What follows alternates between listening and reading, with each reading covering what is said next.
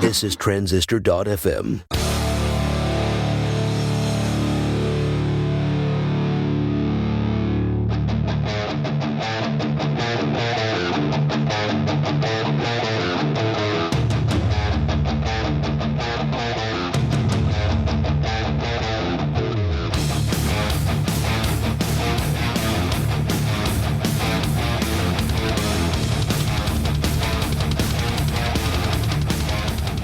Product people, Justin Jackson here. Time for another episode of the show. Hope you're doing well wherever you're at. Maybe you're listening to this while you're doing the dishes. That's where I listen to a lot of podcasts, doing dishes, sweeping the floor, shoveling snow here in Canada. We just got a bunch of snow last night, and I need to go home right now and shovel the walks. Who did I talk to this week? Des Traynor from Intercom. I've been wanting to talk to Des forever, was finally able to get him on the line, and we had a great chat, especially about jobs to be done. If you're a jobs to be done fan, we got into questions like, why do customers hire a product in the first place? And Des just tells it like it is. He's a great guest. You're really going to like this episode. What else is new? Productpeople.club. I invited some new members in this past week. So if you're on the waiting list, you should see an email coming to you soon asking if you want to apply. And if you're not on the waiting list, go to productpeople.club and get on there. Also, you may have heard I'm planning to do a new show in 2015 called Build and Launch. Check that out at buildandlaunch.net. All right, let's get into the interview with Des Traynor.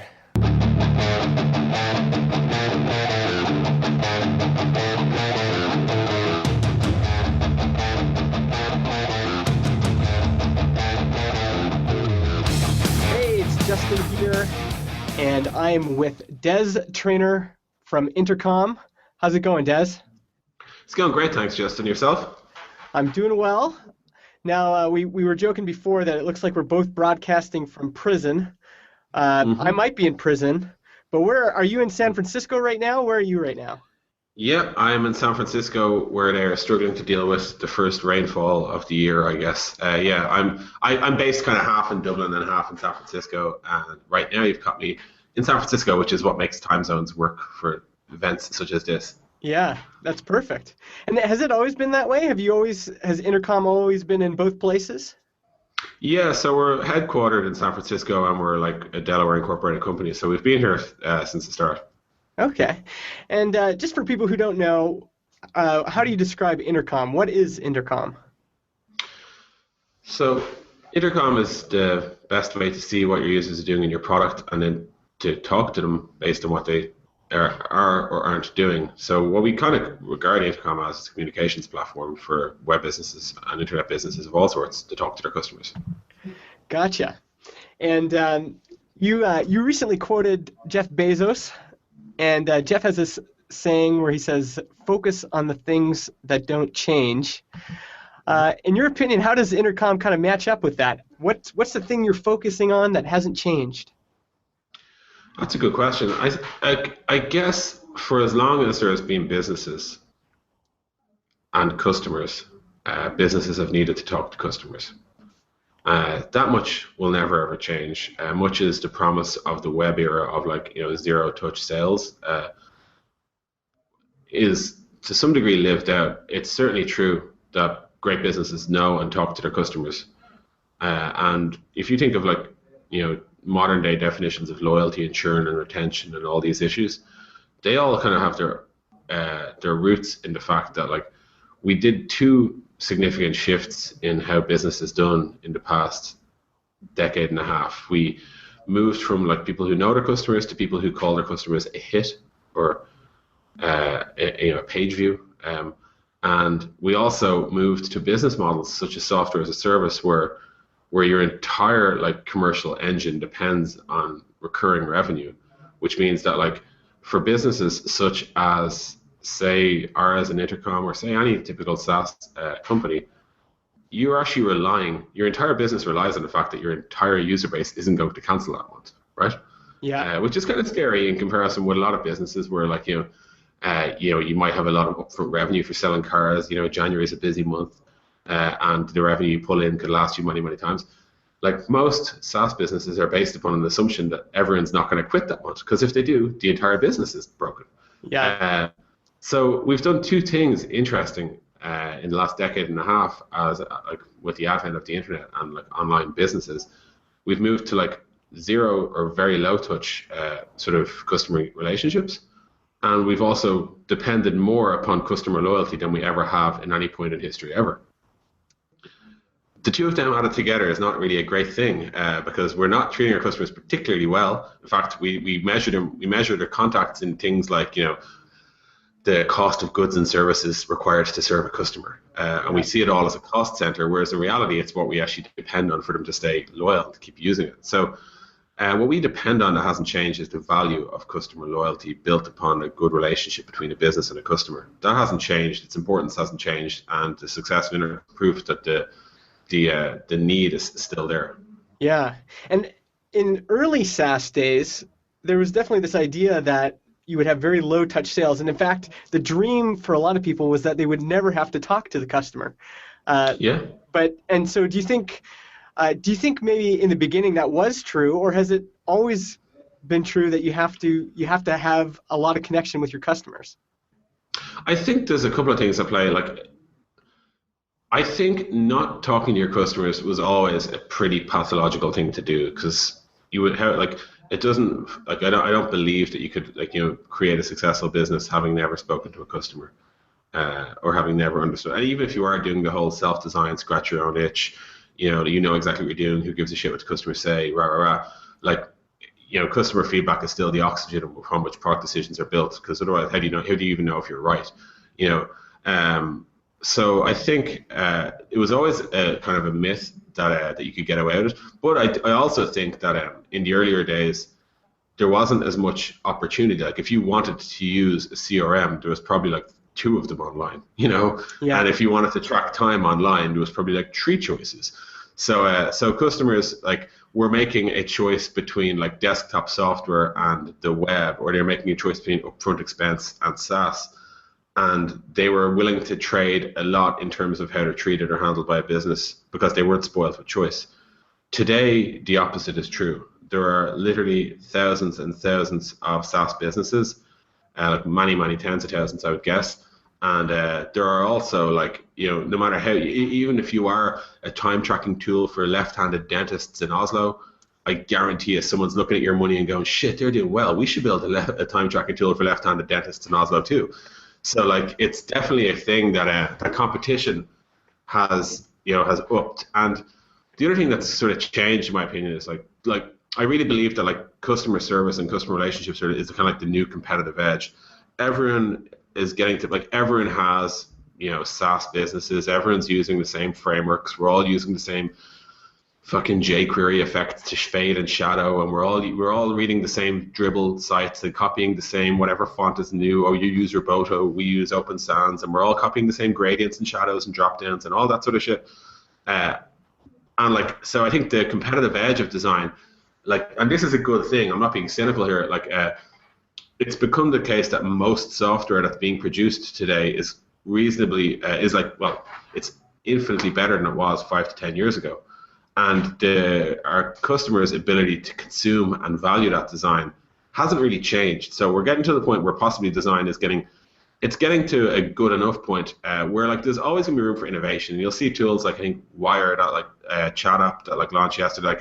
They obviously went deep on design, and there'll always be room for innovation there. But I think when you move beyond the sort of echelons of extremely deep, well-considered design to a dude needs to track time for his freelancing business. I think what we're actually comparing at that point is one text input versus another, and one button versus another. And actually, I don't think the competitive edge is going to be on who's got the better bevel. I actually think it'll move to things like who has better relationship with their customers, who understands their customers better, who's making sure that their customers themselves are getting as much value out of the product as possible. Yeah. And we're going to get into jobs to be done in a while. And if you haven't heard of jobs to be done, a gross simplification is asking the question, what things are your customers hiring your product to do? And sometimes those are subversive. You don't understand them or see them right away. But I heard early on, I heard a great talk by Addy Pinar where he said, what a lot of folks in SaaS don't realize is that people are actually hiring you for the support. So early on, like if you want project management software, you could buy Microsoft Project, but getting customer support from Microsoft was a pain in the ass. And I think a lot of people don't realize what made Basecamp great, for example, was that you could email them because you expected it, right? You were paying monthly. You could email them and you could get an email back within at least an hour. That was a huge thing. So there does seem to be a job to be done, especially with customer support, I think, especially with SaaS businesses. Yeah, I mean, it's like your point is solid, and like 80's point is solid as well. I think like if you ask what is Basecamp, for example, and like it's really tempting to pick on Basecamp because I guess it's the most well-known example here. Yeah, but like, we can pick on it. Now it's the gorilla in the room. Yeah, well, fair enough. But I mean, like there's a lot of cleverness to Basecamp. But one thing is for sure, they're not the only guys who have a private forum that you can post on, and other people can post on too, right? Yeah. That's a given thing. You'll find that anywhere. But and similarly, like they're not the only people you can upload files to or check off tasks to be complete on. And like if you're incredibly like logically minded, you will then do things like create a rival Basecamp and scratch your head wondering why aren't people flocking to mine. But there's a whole jigsaw of pieces that make Basecamp, and support is one significant piece that people often overlook. It's also like,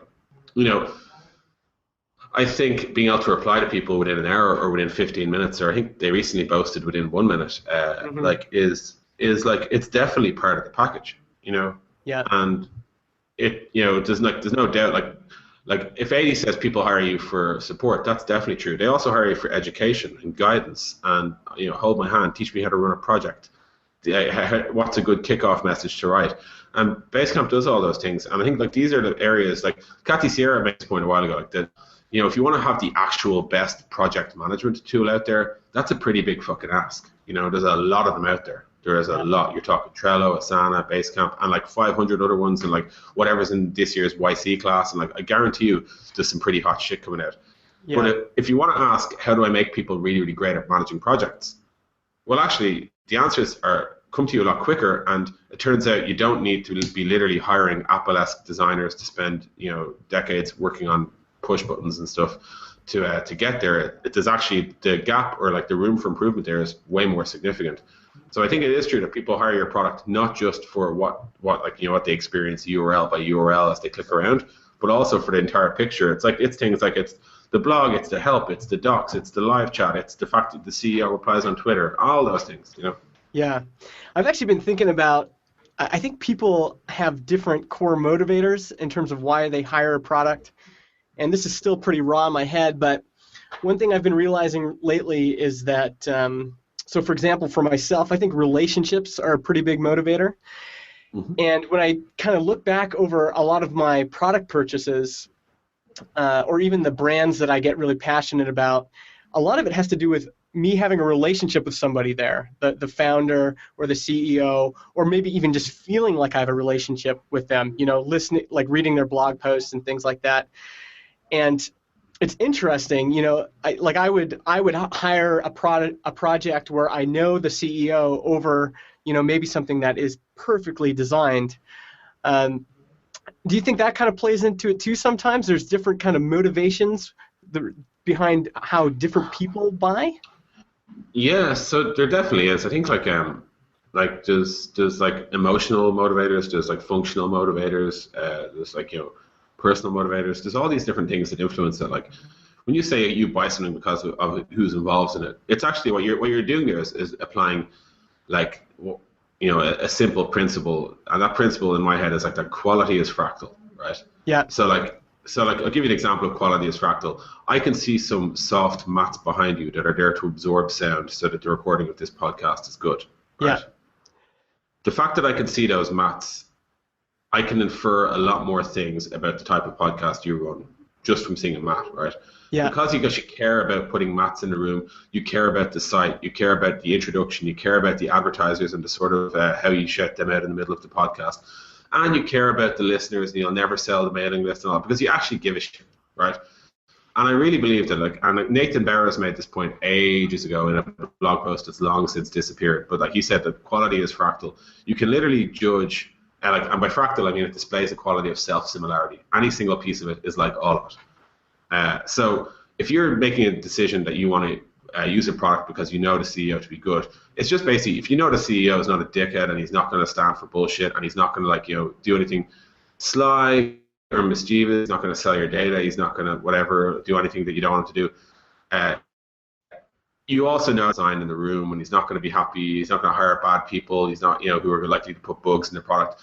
Like, you're making a massive judgment, but like it's a massively intuitive judgment based on a very good principle that quality is fractal. Yeah. Yeah. Sometimes people say, blogging, especially as a marketing tactic, is kind of hazy. How do you guys kind of evaluate the success of the blog? Can you see it in your funnel in terms of, directly attributable to some signups and things like that? We can, but that's not the only way we measure it. But yes, to answer your question, yes, we absolutely can. It definitely contributes. But we also know that, like, there's a few things I'd say. One is, like, people buy when they're ready to buy, not when you're ready to sell. Mm-hmm. So a lot of marketing, especially for a tool like Intercom, or like I'd say a lot of SaaS tools, honestly, if they're honest with themselves, you're not so mission critical such that people will drop everything and pick up your tool and mail their whole team and say, hey guys, change of plan, we're now going to use this new project manager tool, bug tracker, time tracker, whatever. Yeah. So, like, and like that's just a given, like, as in, like, when I finish up this podcast right now, I'm going to go back to my desktop and there'll probably be some advert somewhere, but I'm just not in a buying position right now. I have shit to do, so, like, whereas if I read a great article and something sticks in my head and I think, geez, those guys at, like, mention.net are really smart, or those guys at Workable are, they seem like they know how to recruit. Mm-hmm. And when next time I have a problem, which is when I'm ready to buy, that they will have top of mind with me. So that's a hard sort of argument to quantify, right? Like, it's hard to say, like, what percentage of mindshare did we adopt, or like how, for what percentage of these consumers did they originally hear us through our blog? Doesn't really matter. Like, there's a lot of things you have to do in running a business, or in, like, running a blog, or any of those things that they're the right thing to do, and you can go and chase numbers to try and back it up. But if you fundamentally know it's the right thing to do, you shouldn't let a lack of numbers, like absence of evidence is not evidence of absence. Just because you don't have the numbers to hand, it doesn't mean it's therefore not the next best important thing to do. Like, if you're that metric oriented, fair enough, but, like, you're probably not writing a good blog in the first place in that case. Yeah. I did a post, because now I'm working for Sprintly, and I was thinking, man, how did I even sign up for Sprintly? And in my head, I thought, well, I probably, like, thought about it and then signed up that day. But then I can look at the data that Sprintly has on me, and the first time they saw me was, I visited their website probably 6 months before that, and that kind of unlocked all these things that had happened. Like, before that, I'd seen Joe Stump in an interview, and then, then some things happened. I learned about Kanban, and then, like, all these kind of, I called them touch points. There's probably 7 touch points before I finally signed up for an account, and then there was another 30 to 60 days or something between when I signed up for an account and I started paying. So it really is a process, isn't it? It's not, people think, what did you say? People buy when they're ready. Yeah, people buy when they're ready to buy, and I think, like, that's where, like, a lot of people who do, like, fucking, like, day one automated marketing, where they're like, hey, I noticed you sign up, you need to go do this. It's, to some degree, like, they're missing out on critical data, and I specifically cite day one there because, like, it's the classic naive mindset is Justin signed up for Sprintly, and on day one he had not had his whole team yet.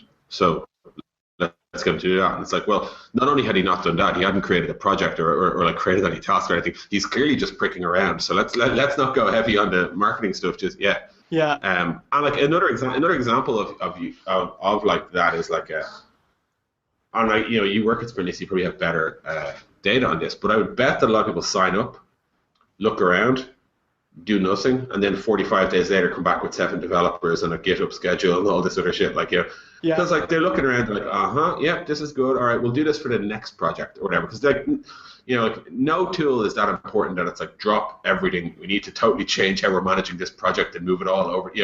It's usually like the process of gradual adoption is when you have to sort of study and learn. And just for what it's worth, like there's a mirroring principle to that when it comes to churn, which is, if you're going to lose a customer, what you don't see is like busy, gone. Yeah. That's just not that the case. What it is like, creating 1 project a month, 2 projects a month, 3 projects a month, 3, 2, hasn't created a project in 95 days, hasn't created a project in 120. And like what you're not seeing here is all the event data in someone else's fucking app where they're going in the process of moving the whole thing over. But what you will see is like that then like 4 months down the line, they're like, you know what, we're done with using Sprintly. We should cancel that account now, or whatever, product. Of course, they cancel that account now, and then you hit them with the whole, oh, we're so sorry to see you go. Yeah. Whereas like, honestly, if this was like a coffee shop or a bar or whatever, you'd be like, hey, I haven't seen you here in like 2 weeks. What's going on? Like, oh, well, there's this other place down the road that's a bit closer to work. And you're like, oh, fuck, I'm in the process of losing this guy. I can still do something about this. Yeah. So, like, I think, like, the 2 points I'm making there is that, like, you shouldn't expect immediate adoption for a product because they'll buy when they're ready to buy. And certainly, and like, similarly, don't expect that quitting looks as obvious as one day, 0 activity and cancellation happen at the same time. What actually happens is activity degrades over a period of time. And then many months later, when somebody in Sprintly goes to check their credit card, they're like, "Oh shit, we're still paying for that thing. We need to cancel it." Yeah. And it's only at that point they're like that they get the email going, "Oh, we're so sorry you left." But the time they actually quit was like 6 months ago. Yeah, you're way too late. They're way moved on. So like at best you can hope that they might remember why they quit, but even that isn't great. Yeah, one of the things I like about Slack is. I'm a member of a bunch of different Slack rooms, so I've got the one for work, and then I've got this other one, and this other one. And what's interesting to me is I just love observing the way people buy and the way people make decisions. It's fascinating to see people discuss, like, which product should we buy. And when you're looking at these things, you can see there's all sorts of factors that come into a decision. Like there's some products, like if you were selling me an ebook, I can just take out my company credit card and buy it. I don't need to talk to anybody else, or maybe I do, depending on what it is. But if you're selling me intercom, I've got to talk to some other people about that. There's a bunch of other people that are in that discussion. Yep. And so often our onboarding is just based on. I mean, maybe you might even say like, it's so self-centered in some ways because you say like, hey, welcome, and then you say, okay, invite some team members, but why not provide me with something that says, you're probably going to have an uphill battle selling this to your team. Let's help you through that, and talking about it. Like maybe we can get all of you guys on the phone, or maybe here's a guide that's really helped some other bosses. It's hard to do that stuff, isn't it? Here's a video you should all watch together, or like I think it's the forgotten job of every single SaaS product is like, okay, you've sold me, now your first job is help me sell them. And like I don't know why everyone is so blinded to it, but like it's a real thing because like believe it or not, like if I sign up for your product, the $29 like. I could eat that, but like spending my own social currency within a company, that's a big ask. I think people kind of forget that because they design for like this like one-to-one relationship of we need to sell Justin. Justin's on board, great. Hey, why didn't you invite your team? And you're like, because that's a much harder thing to do, Yeah. Like pricking around at your own desktop is actually pretty easy, and setting up a fake project and adding some fake tasks and making a fake commit and writing a fake commit message. All very, very easy things to do. Costs you absolutely nothing. Free trial, here's my personal credit card, no problem. Going to like your boss or going to the rest of your team or ordering your entire team to do something, it's a much more of a commitment. And I think it's never acknowledged that that's a bigger commitment than here's my credit card number, I'm going to cancel this in 29 and a half days. Yeah. And so what are some of the ways at Intercom that you're helping to overcome that friction? You used to have to install a snippet with Intercom. We now have like loads of different ways you can import your users. You can connect to Stripe, and we'll pull in your users from Stripe. You can connect to MailChimp, Mixpanel, Campaign Monitor, whatever. We also have an API. You can dump them all in from there, or you can install the snippet in the footer, right? And each of those work for different use cases for different types of people. So that said, your question is like, how have we addressed this? Well, one thing I've learned is that like, here's the like dopey, the silly way to approach the task.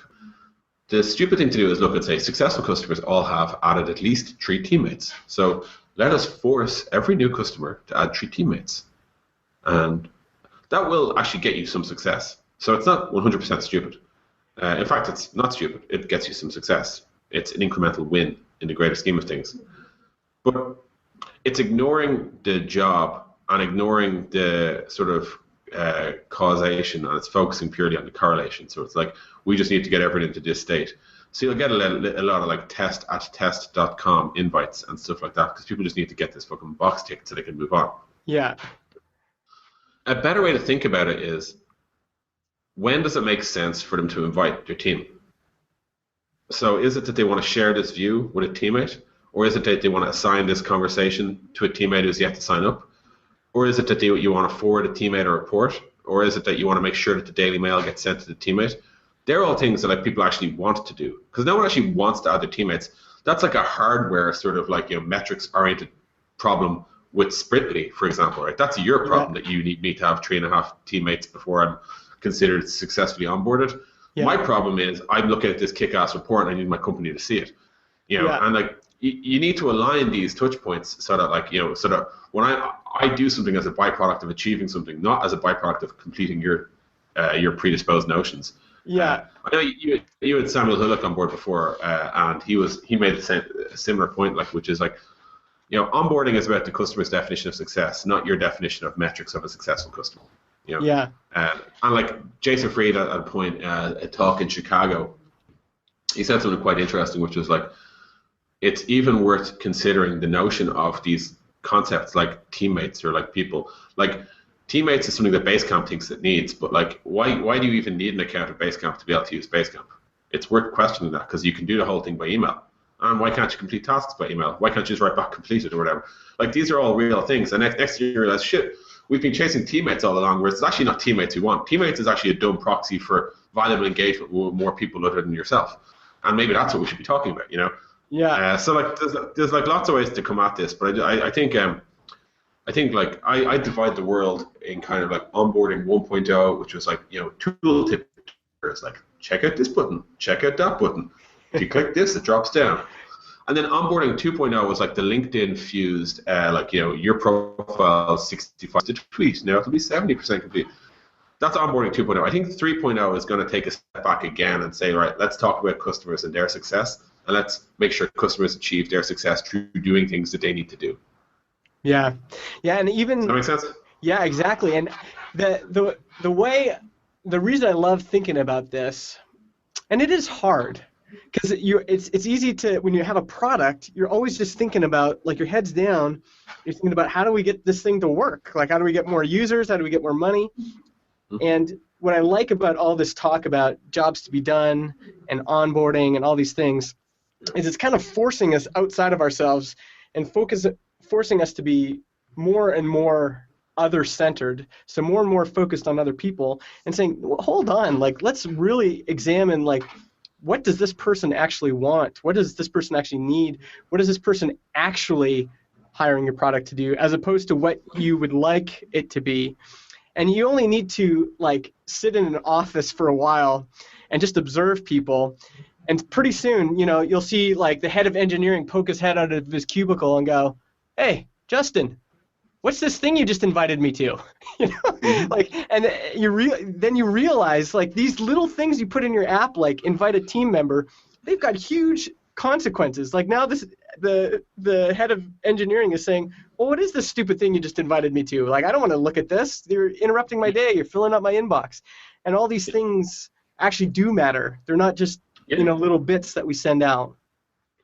Totally. And like the the best way to think about that for me is like, if all you're trying to do with these things is influence metrics that you're tracking yourself, such as like average teammates per person or whatever, bear in mind you're possibly not creating any value in the world.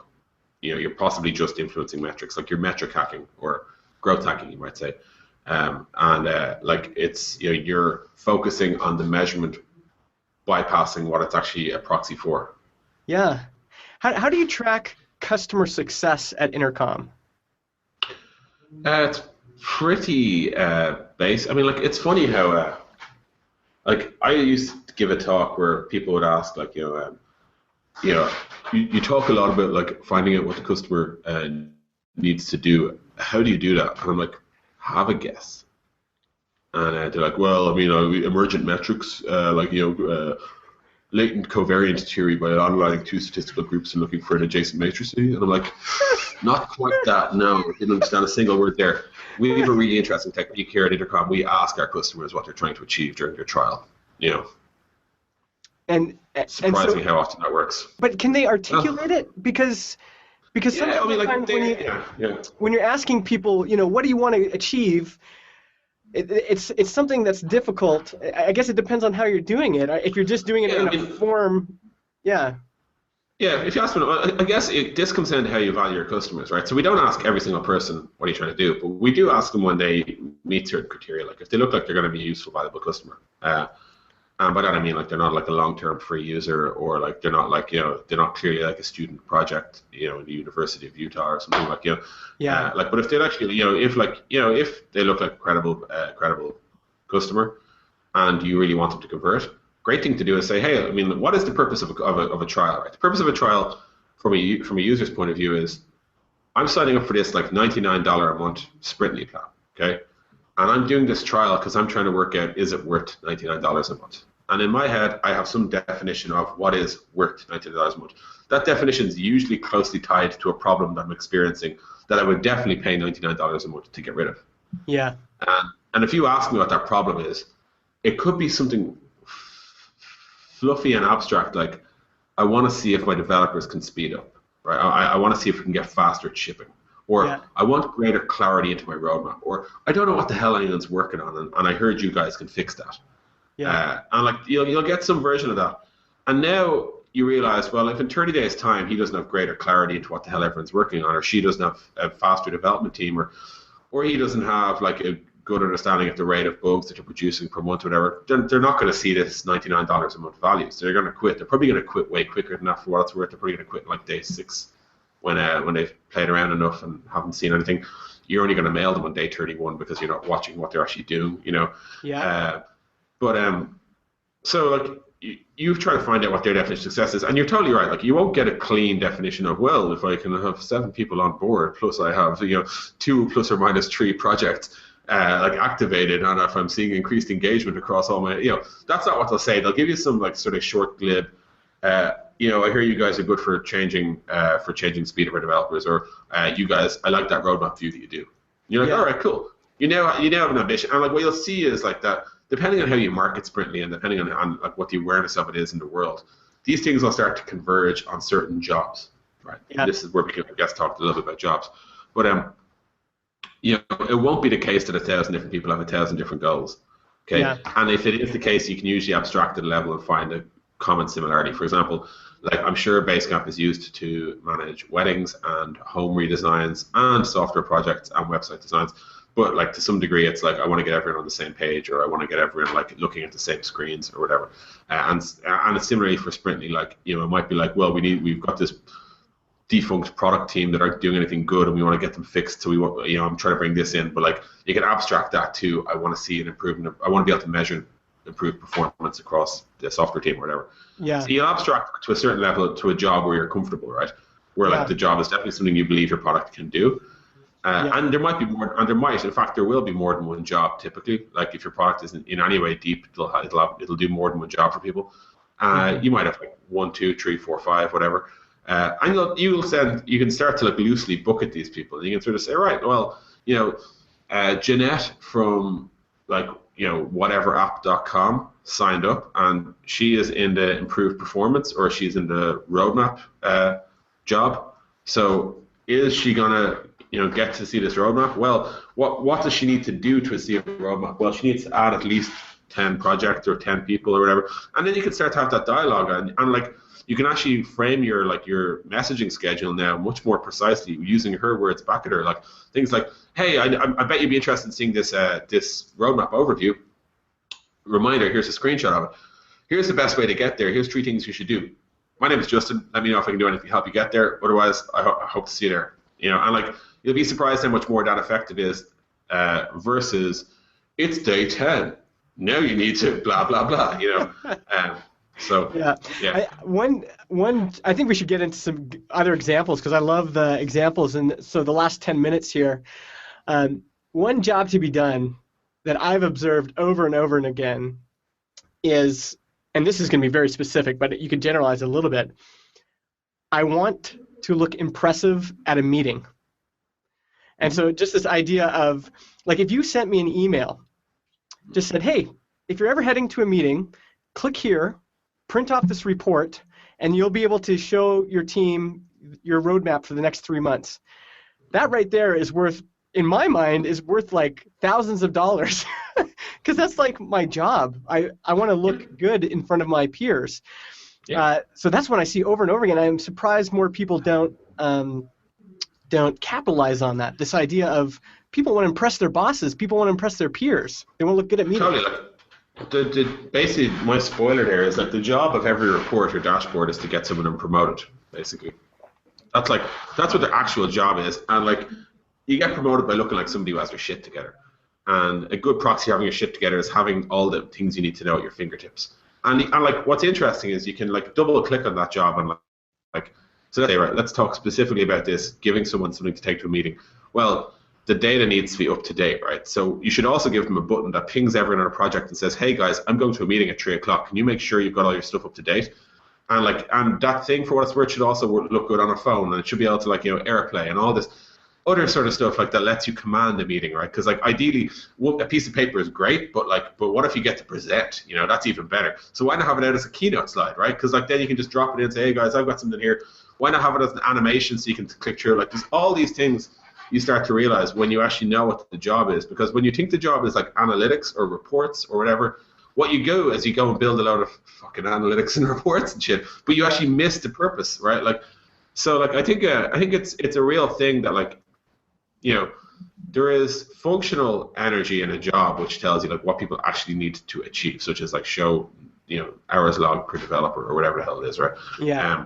There's also emotional things like if it looks ugly, you're not going to hand it out. Have it look good enough such that I'm comfortable to share this in front of everyone else, whether that's shared as a printed page or whether that's like broadcasted, say like onto a screen. Like for example, this is a meeting room we're in here. That's a big screen on the wall. Would I be comfortable sharing the Sprintly report on that so that when I have like people here, like my CEO and stuff like that, do I feel like when I put this up, people go, shit, that Des guy knows what he's talking about. We should give him more responsibility. Yeah. Like these are the energies that people miss. And I think to that end, like one thing that jobs really helps clarify is like features when you label them based on like internal, and you really have to be careful about how you name these things like when you're building parts of your product. When you name them after like internal nicknames, like this is the reports feature, or this is the analytics feature, or this is like the whatever social feature, you actually forget what the hell you're trying to build, right? It should be like this is the get Rick promoted feature. Rick is our persona for whatever, like or it could be like the make me cool feature, or like give me confidence in my uptime feature or whatever. But like that's actually what you're trying to do. Yeah. Whereas for some reason we tend to categorize these things into like discussion or report or whatever, which is a whole different thing. So like I think people miss out on those sort of energies, and like, there's 1,000,001 examples of that. We talked about one on our blog recently, the map. So like Intercom can create a map of all your users. And like people use that map like hell, and we were like, "What the hell are you trying to do with this map?" Like, and we're like, "It's not, it's not." We went through all the obvious things, like because we were thinking this is a map. So we're thinking, "Oh, well, it can plot all your people across a geospatial region." We're like, yeah, that's not useful. What we realized, because like if you scroll down a little on that post, like we'll see, is like the original map was kind of ugly, right? And like it was ugly, but people still used it. And if you keep scrolling, what you'll see is where did people use it? Well, they used it at trade shows to try and impress potential VCs, or they used it to like boast on Twitter about like things that they'd that like, look how our business is growing, where they used it in like pitches to like at demo days to say, look how global our business is. And then when you realize, shit, this thing is not actually about cartography, right? This has nothing to do with like with geographical precision or like any of the typical things, like the equatorial lines aren't relevant here. Like the fact that this user is near the Tropic of Cancer is not interesting. So you forget about the map and you think, well, let's design something that is sexy and looks great to share and will make you look impressive and you will be comfortable sharing. And then let's make it really easy to share it. So let's anonymize it so that it doesn't show any business sensitive information. And let's make sure that people kind of can tweet it and can embed it onto their company websites and all that sort of stuff. And lo and behold, like the uptake for our feature has been immense because like that's what people wanted to do with it. That's what they were doing with it. Ultimately, the realization for us is that we improved it along the lines that people were actually using it, not along the lines of the category it was in. So to map that back to your reporting example, you might think reports means like better date pickers and better like let them alternate between a 3D pie chart and a 2D bar 2D like whatever bar chart. But that's actually not it. Like, what are people using it for? Well, if they're using it to put it into a Keynote file, let them get it as a Keynote deck. If they're using it to like show it to their boss, let them like put their company logo and let them put their profile photo beside it so that you never look at that report without remembering that it was Justin that delivered it. Like there's all these different things that when you actually realize that the true goals, like the improvements are much more obvious, but also like they tend to be met with like amazing waves of like love and gratitude from the customers.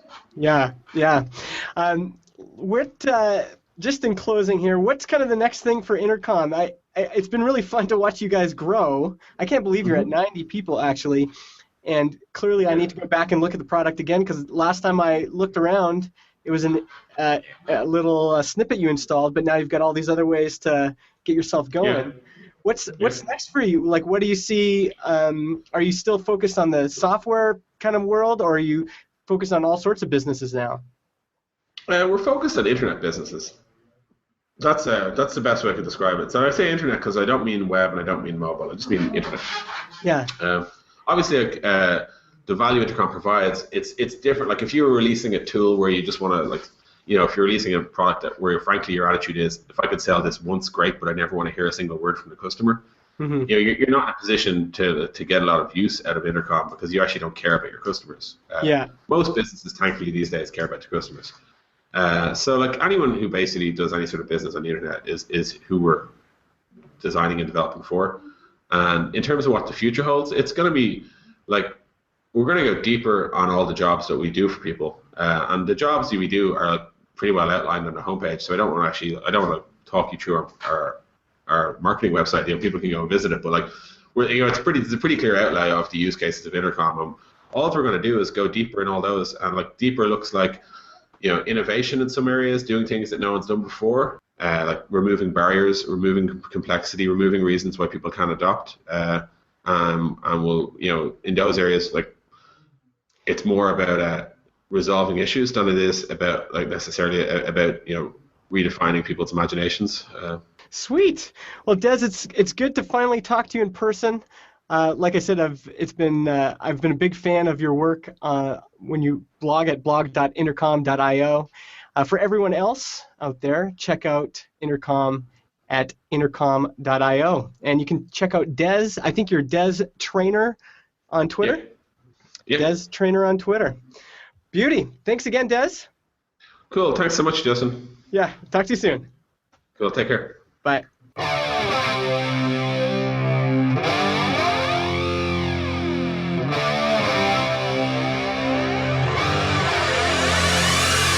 All right. Well, thanks for listening, everybody. That's my interview with Des. You can follow him online on Twitter. I think I just mentioned that in the interview, didn't I? Des Traynor. You can follow me online, too, at the letter M, the letter I, Justin, M-I, Justin. You'll see a big bearded guy there. Also, I've been sending some great updates to my newsletter list. I'm going to be sending a financial update on how much money I made on my sale, what do you call that? Black Friday, Cyber Monday sale. So if you're interested in seeing some real numbers, justinjackson.ca/newsletter will get you there. If you have not left a review on iTunes, if you could do that right now, that would be amazing. Here's one from Hakes from France. Justin is an awesome interviewer. He always asks specific spot-on questions to his guests about the hacks they use to succeed. Keep up the good work. Go to iTunes, search for Product People, leave a 4-star rating, and if you leave a comment in the rating, I might read it here on the show. So if you're able to do that, that'd be sweet. Thanks again. I will talk to you in a bit. I think I'm going to take a break over December here, but you should see new shows from me coming out on buildandlaunch.net in 2015. All right, that's it for me. Thanks for listening. I will see you next time. Talk to you soon.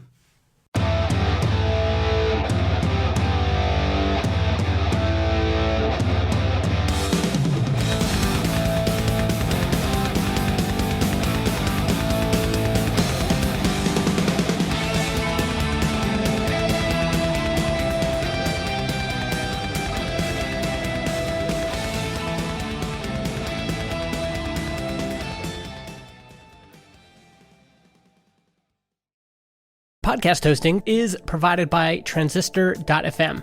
They host our MP3 files, generate our RSS feed, provide us with analytics, and help us distribute the show to Spotify, Apple Podcasts, and more.